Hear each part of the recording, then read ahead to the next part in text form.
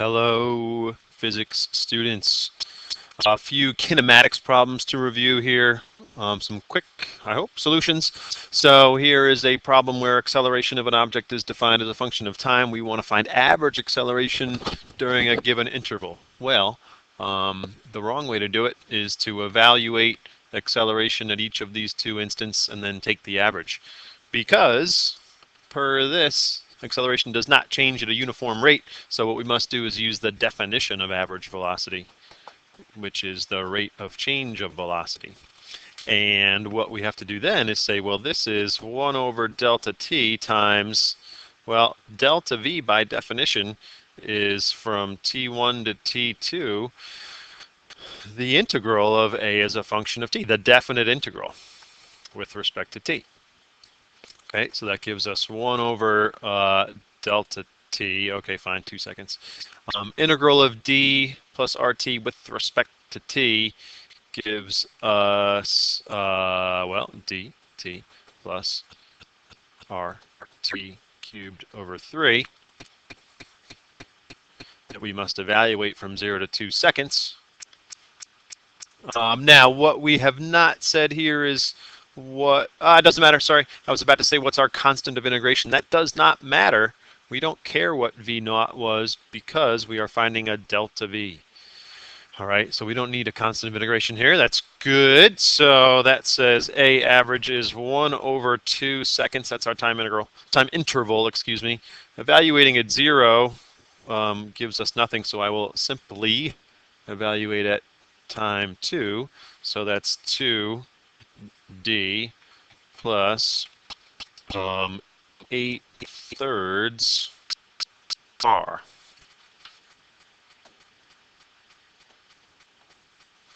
And 1 over 2 seconds times that is, well, d plus 4/3 r with appropriate units. Okay, I dropped, the fact that there's seconds attached to this too, but, there's an answer. Okay? Okay, onward. This projectile question, what is this thing's horizontal range? Well, I tried to do it all at once with x as a function of y. That got a little hairy, so I'm going to do this, vxt. All right, so the question is, well, what's the time in the air, right? We'll do this, delta x v naught cos theta t. I did you the favor of the 37-degree angle. That means 3, 4, 5 triangles, so delta x is 0.8 t. So what's t? All right, well, t, we're going to have to do quadratically, negative v naught y plus or minus v naught y squared plus 2g delta y over g. That comes from v minus v naught over a. Notice I've put the v naught out front and said, well, here is that. Plus or minus, because there's two answers to a square rooty kind of problem or solution. So now what I'm going to do is define my sign convention. I'm going to say, I'm going to call this way down. How come? Because everything's down, right? G is down. That's positive. Delta Y is down. That's positive. G is down. That's positive. V naught Y is positive. Okay? And V naught Y is V naught sine theta. That's 0.6 V naught. 3/5, right? Here's 4, 3, 5.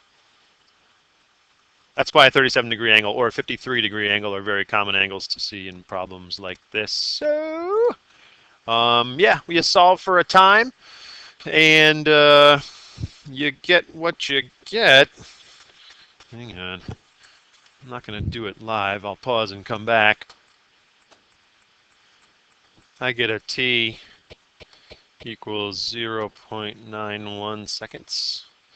And then if we want a delta x, excuse me, vxt, that's going to be 0.816 meters per second times 0.91 seconds. 16 meters per second is that. Okay, times 16 equals 14.6 meters. Why do I feel like that's too long? But okay. Okay? One thing I did not mention here is that we choose the this solution to our square root because, again, this part is v final y, and v final y is downward, and downward would be called positive. Okay, so there's some good quadratic action to consider. Okay, this Relvel problem we kind of smashed our head into during class, but it's not that bad except for the very end. So here's what you have to do. You have to say that there's an amount of time that we know, right? We know this amount of time that we'll call t. Well, what is that amount of time? The time total is t downstream plus t upstream. T total, well, let's just call that t for notation's sake. Come on.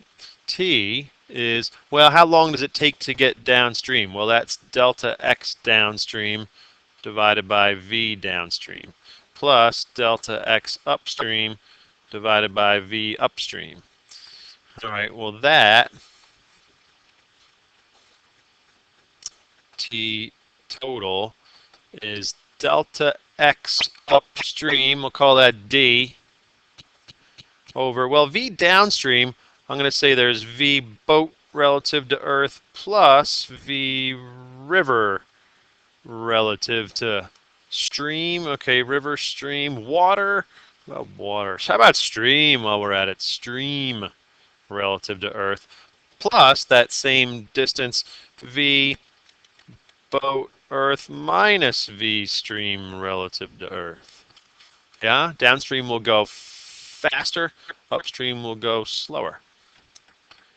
Okay, we're looking for v boat relative to Earth. All right, so there's the physics. Physics over. Algebra, let's begin. So what you can do is multiply both sides by this product.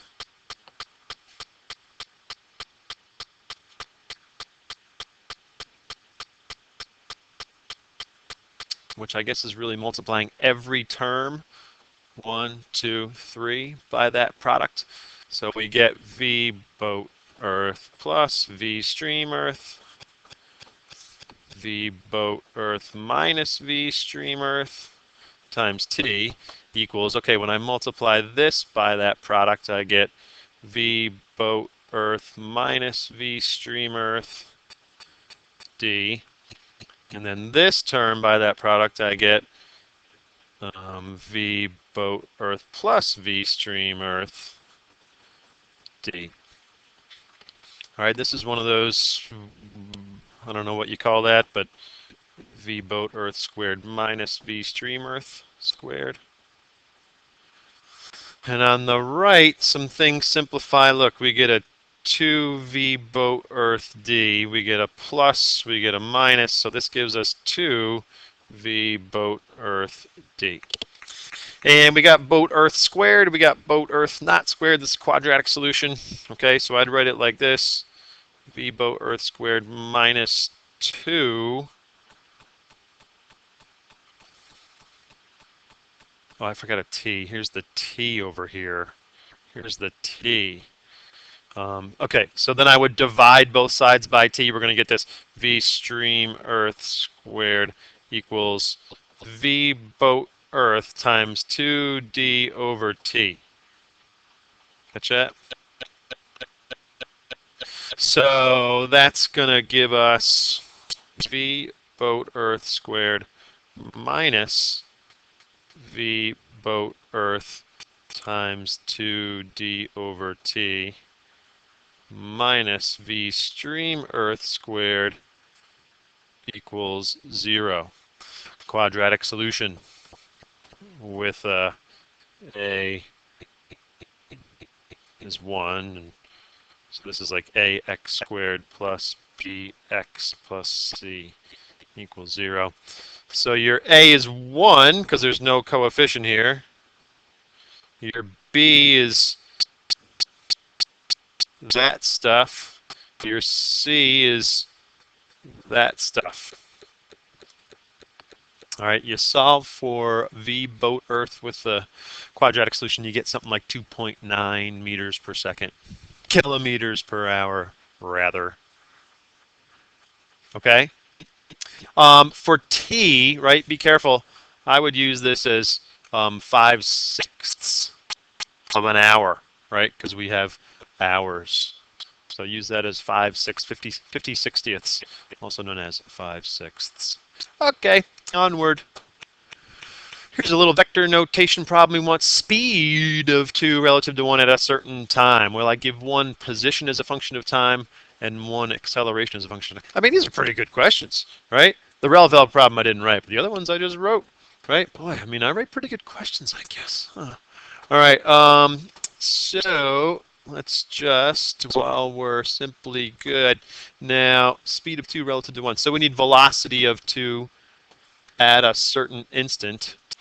Right. Well, velocity of 2 is a function of time by definition, derivative with respect to time of position function. So that gives us, well, all we have to differentiate is the stuff that has t with it. That doesn't count.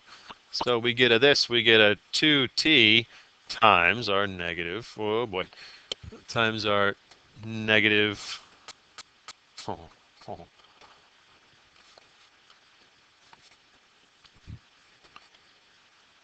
our negative 1.5 meters per second squared I hat plus our 3 meters per second squared j hat. If we want to evaluate at 2 seconds, that's going to be 4 times, right? 4 times that stuff, negative 6 meters per second I hat plus 12 meters per second j hat, right? We're 4 seconds times the meters per second squared, hence the right units for V. Okay, for our other one, for object 2, well, V2 as a function of time by definition is the integral of the acceleration function with respect to time. So we integrate this stuff. Everything has a t attached to it.